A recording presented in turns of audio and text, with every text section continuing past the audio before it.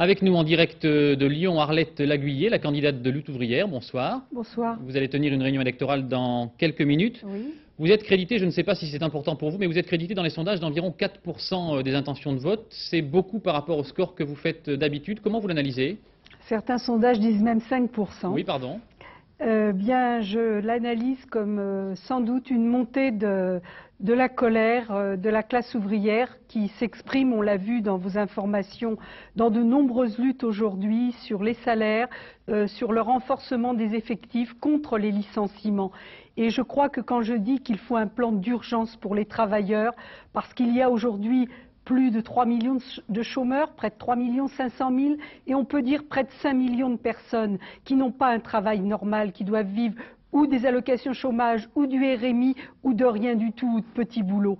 Et je crois que quand on voit les énormes bénéfices qui sont annoncés dans la presse patronale ces derniers jours, et quand on sait qu'en 1994, il y a eu 1270 milliards de bénéfices, et qu'on sait qu'avec simplement un peu plus de la moitié de cela, on pourrait embaucher 5 millions de personnes à 8 000 francs par mois, charges sociales comprises. Arlette Laguiller, quelle est la première mesure concrète que vous prendriez si vous étiez présidente de la République?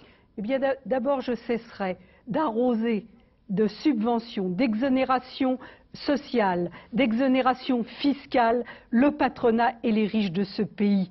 Et cet argent, je dis que l'État devrait l'économiser pour créer directement lui-même les emplois qui manquent. Et il y en a des choses à faire aujourd'hui pour améliorer les transports en commun dans les grandes villes, dans les banlieues, pour refaire des lignes secondaires de la SNCF, pour créer les logements sociaux et populaires qui manquent partout dans ce pays.